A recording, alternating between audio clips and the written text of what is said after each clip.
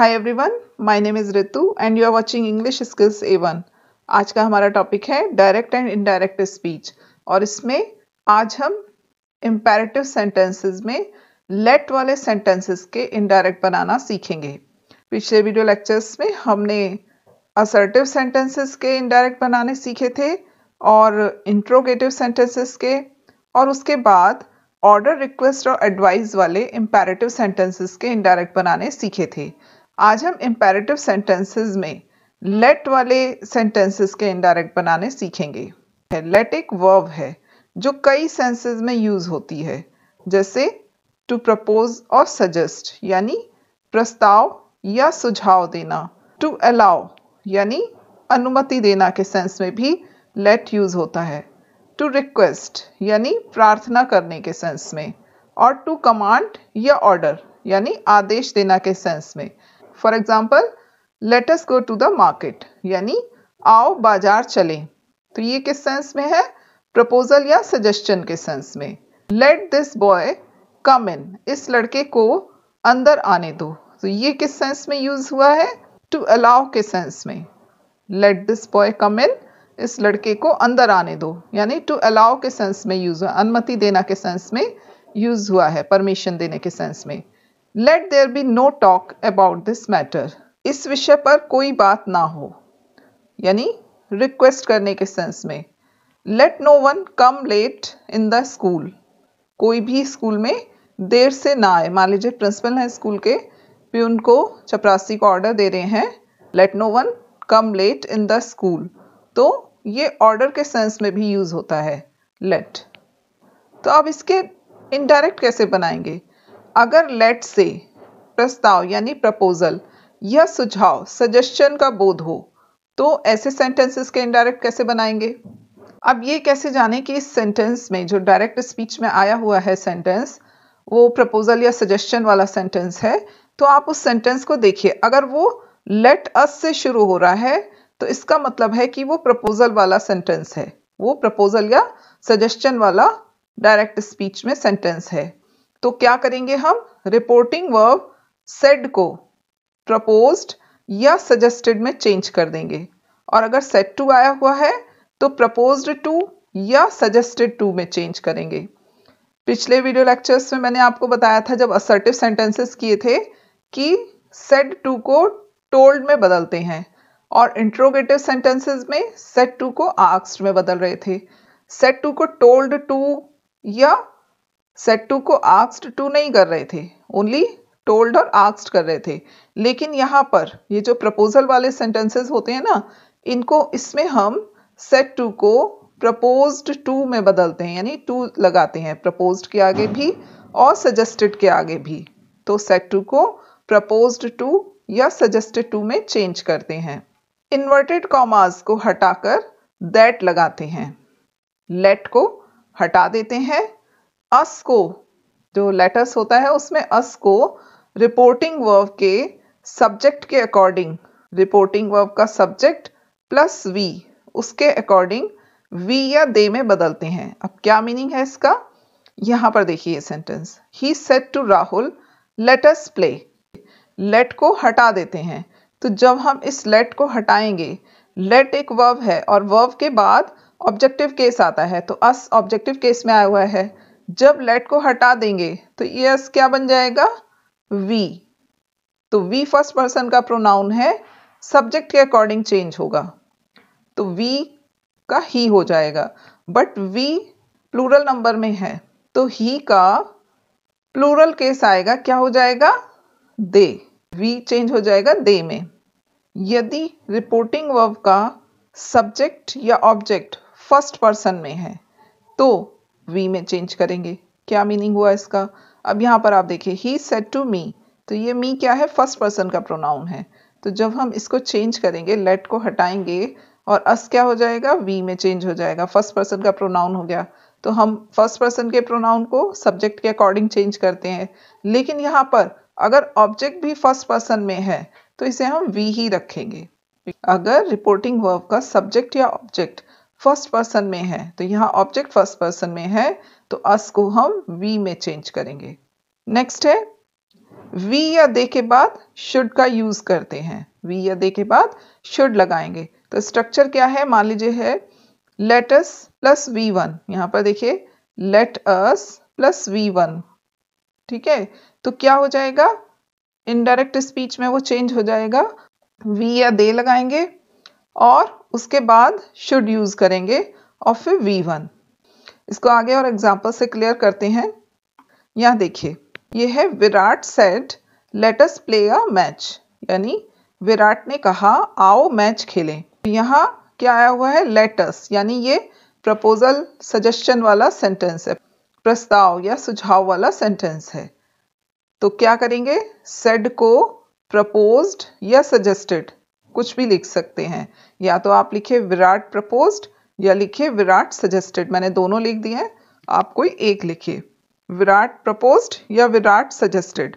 Comma inverted comma हटाकर लगाएंगे that, उसके बाद लेट हटा देंगे, फिर अस को हम चेंज करेंगे सब्जेक्ट के अकॉर्डिंग। अस जब लेट हटेगा तो अस क्या हो जाएगा, वी में चेंज, और वी सब्जेक्ट के अकॉर्डिंग चेंज हुआ तो क्या हो जाएगा, अब सब्जेक्ट के अकॉर्डिंग तो ही होना चाहिए, पर यहाँ पर ये प्लूरल नंबर है तो क्या हो जाएगा, दे, ही का प्लूरल नंबर दे, तो यहाँ आएगा दे। उसके बाद लिखेंगे शुड और उसके बाद rest of the sentence play a match. तो क्या हो जाएगा, विराट प्रपोज्ड या suggested that they should play a match, यानी विराट ने प्रस्ताव या सुझाव दिया कि उन्हें मैच खेलना चाहिए। नेक्स्ट है I said to my friend, अभी ओनली सेड वाला था तो सेड को हमने प्रपोज्ड या सजेस्टेड में बदल लिया। अब है I said to my friend let's walk by the river side, let's मतलब लेट अस। तो अब क्या करेंगे, अब लेट अस से मैंने आपको बताया था क्या शो होता है, प्रपोजल या सजेशन। तो क्या करेंगे, सेड टू को चेंज कर लेंगे प्रपोज्ड टू या सजेस्टेड टू में, और उसके बाद हम ऑब्जेक्ट लिखेंगे, ये है सब्जेक्ट, ये है ऑब्जेक्ट, तो इसके बाद हम ऑब्जेक्ट लिखेंगे my friend, comma inverted comma हटाकर लिखेंगे दैट, उसके बाद लेट हटा देंगे और फिर अस को चेंज करेंगे सब्जेक्ट के अकॉर्डिंग, सब्जेक्ट में है आई तो क्या होगा, वी हो जाएगा। यहाँ पर सब्जेक्ट या ऑब्जेक्ट फर्स्ट पर्सन में हो तो वी में चेंज करिए, तो यहाँ सब्जेक्ट फर्स्ट पर्सन में है, ये देखिए सब्जेक्ट फर्स्ट पर्सन में है तो हम इसको अस को वी में चेंज करेंगे, उसके बाद शुड लगाएंगे और उसके बाद रेस्ट ऑफ द सेंटेंस लिख देंगे। तो क्या बना, I said to my friend let's walk by the river side, तो क्या हुआ, I proposed to my friend that we should walk by the river side, मैंने अपने मित्र को प्रस्ताव या सुझाव दिया कि हमें नदी किनारे टहलने चलना चाहिए। तो अभी आपने किए प्रपोजल वाले सेंटेंसेस। यदि रिपोर्टेड स्पीच में लेट के बाद अस के अलावा कोई अन्य वर्ड हो, यानी अस ना हो कोई अन्य वर्ड हो, तो क्या करेंगे, तो लेट से अलाउ, परमिट यानी अनुमति, रिक्वेस्ट यानी प्रार्थना, ऑर्डर यानी आज्ञा का बोध होता है। अब ये सेंटेंस देखकर समझ में आएगा कि सेंटेंस में अलाउ परमिशन का बोध हो रहा है या रिक्वेस्ट का हो रहा है या ऑर्डर का हो रहा है। तो पहले हम रिक्वेस्ट वाले सेंटेंसेस लेते हैं। अगर रिक्वेस्ट वाला सेंटेंस है तो सेड या सेड टू को रिक्वेस्टेड में बदलते हैं, इन्वर्टेड कॉमास को हटा देते हैं और लेट को टू लेट या टू अलाउ में चेंज करते हैं, यानी रिपोर्टेड स्पीच को इन्फिनेटिव टू से जोड़ते हैं। तो अगर आपको ये कंफ्यूजिंग लग रहा है तो आप ये समझ लीजिए कि लेट को हम टू लेट कर देते हैं, लेट को हम टू लेट कर देते हैं, या टू अलाउ से भी बन सकता है। और तीसरा तरीका भी होता है कि लेट के स्थान पर दैट लिखिए और फिर नाउन या प्रोनाउन के बाद माइट बी अलाउड टू लिखकर वर्ब की फर्स्ट फॉर्म लिख दीजिए। एग्जाम्पल देखते हैं। He said to the officer let me go home early, तो यहाँ पर देखिए लेट के बाद अस नहीं है, क्या है, मी, तो इसका मतलब ये प्रपोजल या सजेशन वाला सेंटेंस नहीं है। सेंटेंस का मीनिंग क्या निकल रहा है, उसने ऑफिसर से कहा मुझे घर, अर्ली मीन्स जल्दी, मुझे घर जल्दी जाने दो, तो क्या सेंस निकला, रिक्वेस्ट का। तो क्या करेंगे, सेड या सेड टू है तो उसको हम बदल लेंगे रिक्वेस्टेड में। तो यहाँ सेड टू को हमने क्या कर लिया, रिक्वेस्टेड में बदल दिया। उसके बाद हमने लिखा ऑब्जेक्ट द ऑफिसर, फिर हम कॉमा इन्वर्टेड कॉमा हटाकर लगाएंगे टू, यानी यहाँ मैंने आपके लिए इजी कर दिया कि लेट को टू लेट में बदल लीजिए। तो कॉमा इन्वर्टेड कॉमा हटाकर हमने लगाया टू, उसके बाद हम लिखेंगे लेट, और फिर इस मी को चेंज कर लेंगे किसके अकॉर्डिंग, सब्जेक्ट के अकॉर्डिंग। सब्जेक्ट में क्या है, ही। मी ऑब्जेक्टिव केस है तो ही का ऑब्जेक्टिव केस आया हिम, और उसके बाद rest of the sentence go home early. तो क्या बना, he requested the officer to let him go home early. दूसरा तरीका क्या था कि हम टू अलाउ से भी बना सकते हैं, टू अलाउ लिखकर भी बना सकते हैं। तो क्या हुआ, he requested the officer to allow, यानी टू इन्फिनेटिव लगा लिया, कॉमा इन्वर्टेड कॉमा हटाकर टू लगा लिया, और उसके बाद लिखा अलाउ, फिर हिम। यहाँ पर अलाउ वाले में ये ध्यान रखना है कि वर्ब, ये जो वर्ब है ना, इससे पहले आपको ये टू लगाना है, टू गो होम अर्ली। तो यहाँ पर ये थोड़ा ध्यान रखना है।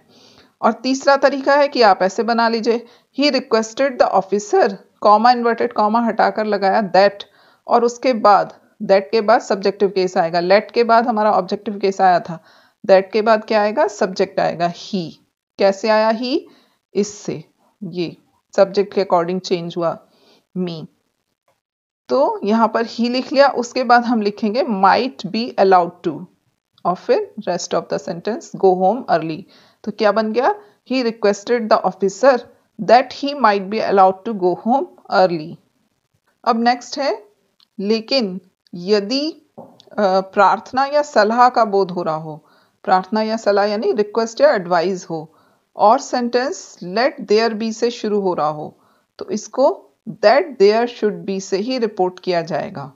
सेंटेंस देखते हैं, he said let there be no inquiry into my case. तो उसने कहा मेरे केस में कोई जांच ना हो, तो सेड को किस में चेंज करेंगे, रिक्वेस्टेड में, और उसके बाद कॉमा इन्वर्टेड कॉमा हटाकर लगाएंगे दैट, और फिर लेट हटा देंगे, यहां से आएगा सेंटेंस देयर, और फिर लगेगा शुड, और फिर आएगा rest of the sentence be no inquiry into, my किस में चेंज हो जाएगा, ही के अकॉर्डिंग, पजेसिव एडजेक्टिव है माई, तो ही के अकॉर्डिंग ही का पजेसिव एडजेक्टिव आएगा हिज।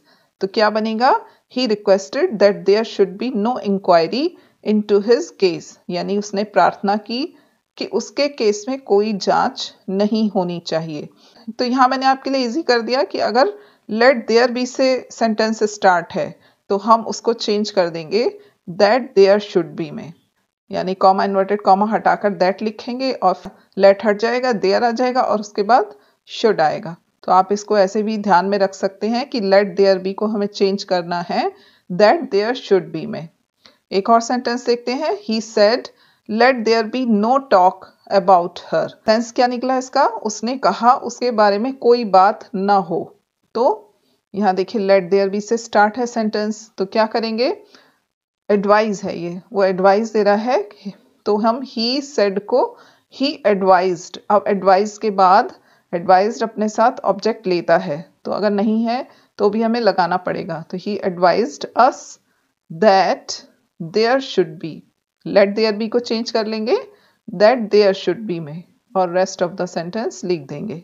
ये दैट देयर शुड बी मैंने आपको इसमें बता दिया कैसे आया, ठीक है। He advised us that there should be no talk about her, उसने सलाह दी कि उसके बारे में कोई बात नहीं होनी चाहिए।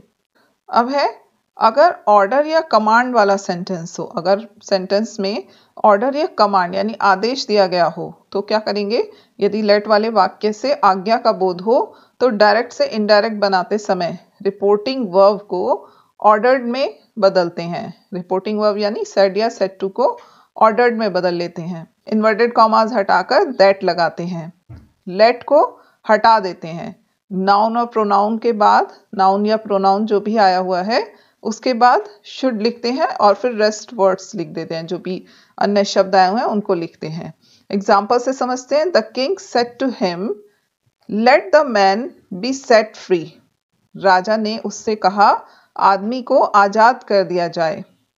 तो यहाँ पर राजा क्या आदेश दे रहे हैं, राजा ने उसको कहा कि आदमी को छोड़ दो, आदमी को आजाद कर दो, तो राजा आदेश दे रहे हैं। तो सेड टू को हम किस में चेंज कर लेंगे, ऑर्डर्ड में। The king ordered him, comma inverted comma हटाकर लगाएंगे दैट, लेट हटा देंगे, उसके बाद आया द मैन और फिर लिखेंगे शुड और फिर बाकी के शब्द बी सेट फ्री। तो क्या बना, the king ordered him that the man should be set free. राजा ने उसे आदेश दिया कि आदमी को आजाद कर देना चाहिए। नेक्स्ट है, यदि लेट वाले सेंटेंस से विश या डिजायर का बोध हो रहा हो, विश या डिजायर यानी किसी इच्छा का बोध हो रहा हो, तो लेट से यदि विश या डिजायर का बोध हो तो रिपोर्टिंग वर्ब को विश्ड में बदल लेते हैं, यानी सेड या सेड टू को विश्ड में बदल देते हैं।